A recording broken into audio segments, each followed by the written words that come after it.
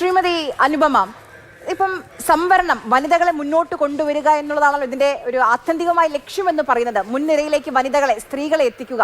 ഇപ്പം തെരഞ്ഞെടുപ്പ് കഴിഞ്ഞിട്ടേ ഉള്ളൂ. ഇത്തവണത്തെ സ്ഥാനാർത്ഥി പട്ടിക നോക്കും, എത്ര കുറവാണ്, എത്ര കുറവാണ് വനിതാ പ്രാതിനിധ്യം എന്ന് പറയുന്നത്. അപ്പോൾ സംവരണത്തെക്കുറിച്ച് വലിയ രീതിയിൽ സംസാരിക്കുന്ന ഒരു രാഷ്ട്രീയ പാർട്ടിയും വേണ്ടത്ര പരിഗണന, വേണ്ടത്ര അർഹതപ്പെട്ട പരിഗണന പോലും വനിതകൾക്ക് നൽകിയിട്ടില്ല. ആര്യ, ഈ പറഞ്ഞത് വളരെ ശരിയാണ്. കാരണം ഇന്ത്യ പാർലമെൻറ്റിലുള്ള സ്ത്രീകളുടെ പ്രാതിനിധ്യത്തിൻ്റെ കാര്യത്തിൽ ലോകത്തെ 190 രാജ്യങ്ങളുടെ കണക്കെടുത്താൽ 149 സ്ഥാനത്താണെന്ന് തോന്നുന്നു ഇന്ത്യയുടെ സ്ഥാനം. അത്രയും മോശമാണ്.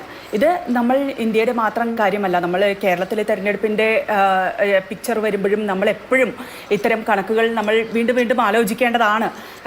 ദേശീയ തലത്തിൽ സ്ഥിതി ഇങ്ങനെയാണ്. കേരളത്തിൽ നിന്ന് നമ്മൾ കഴിഞ്ഞ തവണ പാർലമെൻറ്റിലേക്ക് അയച്ച MP-മാരുടെ കണക്ക് നോക്കൂ, 20-ൽ 20 പേരും പുരുഷന്മാരായിരുന്നു. പിന്നീട് രാഹുൽ ഗാന്ധി ഒഴിഞ്ഞ് പ്രിയങ്ക ഗാന്ധി വയനാട്ടിലേക്ക് വന്നപ്പോൾ മാത്രമാണ് ഒരു സ്ത്രീ, അതും മലയാളിയല്ലാത്ത ഒരു സ്ത്രീ കേരളത്തിൽ നിന്ന് MP ആയി പോയത്. ഇതാണ് അവസ്ഥ എന്നുള്ളത് ശരിയാണ്. അതുകൊണ്ട് നമ്മളെല്ലാവരും നമുക്കറിയാം, പഞ്ചായത്ത് തലത്തിൽ 50% സംവരണം എന്നത് വന്നപ്പോൾ എത്രത്തോളം സ്ത്രീകളാണ് മുൻനിരയിലേക്ക് ഈ ഭരണ പങ്കാളിത്തവുമായി വന്നത് എന്നുള്ളത്. അപ്പോൾ ഇതൊക്കെ ശരിയാണെങ്കിലും എൻ്റെ ഏറ്റവും വലിയ പ്രശ്നം ഈ ഒരു കാര്യത്തിൽ, നമ്മൾ സ്ത്രീകൾ ഇത്ര വൾണറബിളായിരിക്കുന്നു, അല്ലെങ്കിൽ സ്ത്രീകൾക്ക് ഭരണത്തിലുള്ള പങ്കാളിത്തം ഇത്ര കുറവായിരിക്കുന്നു, സ്ത്രീകൾ പാർട്ടികളുടെ നേതൃത്വങ്ങളിലേക്ക് വരുന്നത് ഇത്ര കുറവായിരിക്കുന്നു. ഇതിനെയൊക്കെ ഒരു മറയാക്കി, അല്ലെങ്കിൽ ഇതിനെയൊക്കെ ഉപയോഗിച്ച് മറ്റൊരു നീക്കത്തിലേക്ക്, ഈ ഡീലിമിറ്റേഷൻ എന്ന ഒരു നീക്കത്തിലേക്ക്, വനിതാ സംവരണത്തെ ഉപയോഗിച്ച് ചെയ്യുന്ന ആ രാഷ്ട്രീയ കുതന്ത്രമുണ്ടല്ലോ, അത് നമ്മൾ തിരിച്ചറിയണം എന്നുള്ളതാണ്. പിന്നെ നേരത്തെ പറഞ്ഞ ഒരു കണക്ക് കൂടെ ഇവിടെ ശ്രീമതി സിന്ധു ഇവിടെ കാര്യങ്ങൾ വിശദീകരിക്കുമ്പോൾ എനിക്ക് തോന്നിയത്, ആര്യയുടെ ചോദ്യത്തിന് അവർ വീണ്ടും 50%, ഈ അമിത്ഷാ പറഞ്ഞ 50%, കൂടുതൽ 50% എന്ന റേഷ്യോയിലേക്ക് കാര്യങ്ങൾ എല്ലാവരുടെയും പ്രൊപ്പോർഷനേറ്റ് ആയിട്ട്, ഈക്വൽ ആയിട്ട് എത്തിക്കാം എന്ന് പറഞ്ഞതിനെ അടിസ്ഥാനപ്പെടുത്തിയാണ്, അല്ലാതെ സെൻസസിനെ അടിസ്ഥാനപ്പെടുത്തിയിട്ട് അല്ല അവർ സംസാരിച്ചത് എന്ന് എനിക്ക് തോന്നുന്നു.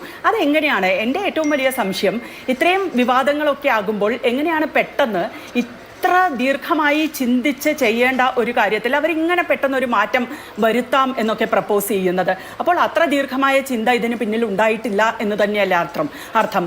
ധൃതി പിടിച്ച് എന്തിനൊക്കെയോ വേണ്ടി ഇത് ചെയ്യുന്നു എന്നത് തന്നെയല്ലേ അർത്ഥം?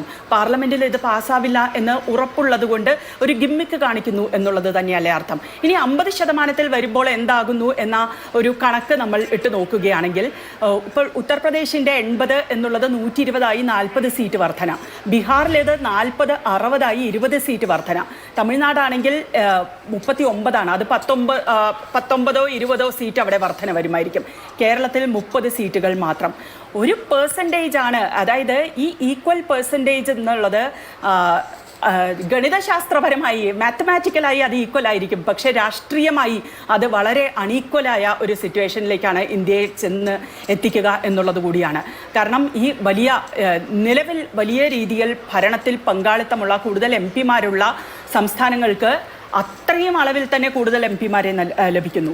നിലവിൽ MP-മാർ കുറവുള്ള ഇടങ്ങളിൽ അത്രയും കുറവ് മാത്രം MP-മാരെ ലഭിക്കുന്നു എന്നുള്ള ഒരു ഇനിക്വാളിറ്റിയിലേക്ക് വീണ്ടും രാജ്യത്തെ തള്ളിവിടുകയല്ലേ ഇത്തരം കണക്കുകൾ എന്നുള്ളതാണ്.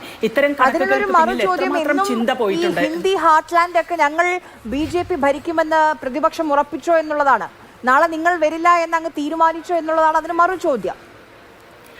ആ മറു ചോദ്യത്തിൻ്റെ ഉത്തരം എന്താണെന്നറിയോ? ഹിന്ദി ഹാർട്ട്ലാൻഡിൽ ഇവരുടെ അടിവേരുകൾ കുറച്ചൊന്ന് കുറയുകയാണെങ്കിൽ അവിടെയൊക്കെ ഈ മാപ്പും കൂടെ മാറ്റുന്നുണ്ട് എന്നുള്ളതാണല്ലോ. അതായത് ഈ ഡിലിമിറ്റേഷൻ നടക്കുന്നു, മണ്ഡല പുനർനിർണയം നടത്തുന്നു, അതിർത്തികൾ മാറുന്നു. ഇതിനൊക്കെ ഇടയ്ക്ക് അവർക്ക് വേണ്ട സൗകര്യമുള്ള രീതിയിൽ വോട്ടർമാരുടെ ഒരു റേഷ്യോയിനെയും അങ്ങോട്ടും ഇങ്ങോട്ടും മാറ്റിക്കൂടെ? അതൊക്കെയല്ലേ പല സംസ്ഥാനങ്ങളിൽ ഇതുവരെ നടന്നിട്ടുള്ളതായിട്ട് നമ്മൾ കണ്ടിട്ടുള്ളത്. അപ്പോൾ അവിടെ പരാജയം മുൻകൂട്ടി സമ്മതിക്കുകയല്ല, അവിടെ അവർക്ക് അടിവേരുകൾ നഷ്ടമാവുകയാണെങ്കിൽ അതിനെ വീണ്ടും പുനഃസ്ഥാപിക്കാനുള്ള ഒരു ശ്രമം കൂടിയാണ് ഇതിലൂടെ നടത്തുന്നത് എന്നുള്ളതാണ്.